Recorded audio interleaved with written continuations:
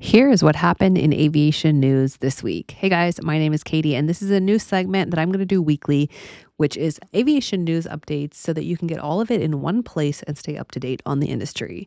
First up, we have Boeing to talk about, which has been in the news quite a bit this year, but this is actually a little bit of positivity for them as they are beginning production again on the 767, 777, and 777X. Now, if you're not aware, they had a bit of a machinist strike going on that has been resolved and production is picking up again, which is great for Boeing and also for the aviation hiring industry.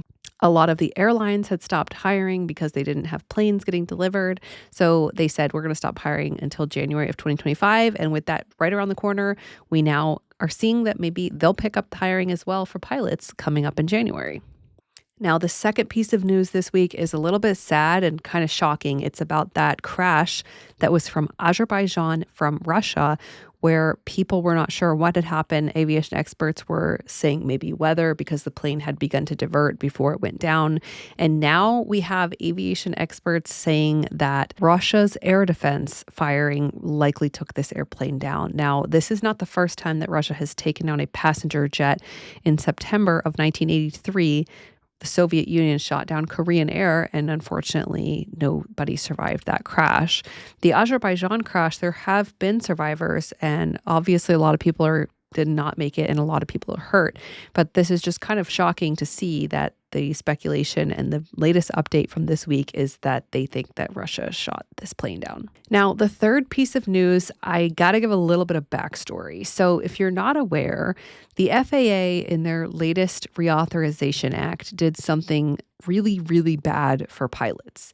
Obviously, pilots have been screaming for FAA medical reform for a long time, and the FAA actually did something that makes that process a lot worse. So the latest update was that they said that instead of giving out deferrals, we're just going to deny your medical.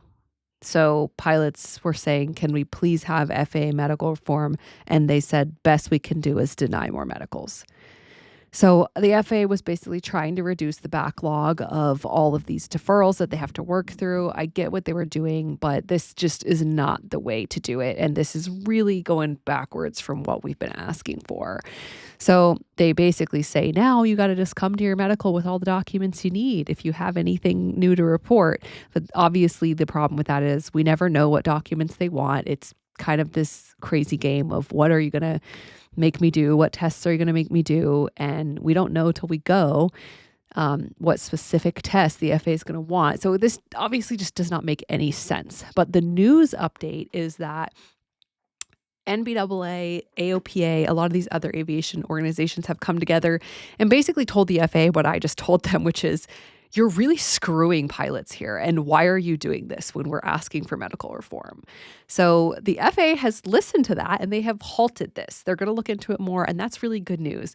But if you are a pilot, know a pilot, care about pilots, care about aviation at all, please reach out to your state and federal representatives and tell them that this whole new thing in the FAA Reauthorization Act of just giving out a denial instead of a deferral is bad. We do not want that. This is going to affect so many people. I know it's a small percentage of people that will get a deferral at all. So while a lot of things happen in aviation news this week, this is just the top 3 that I picked to kind of keep you up to date on the big things that are happening in aviation around the globe. So let me know what you think in the comments. I would love to hear your thoughts. And as always, fly safely.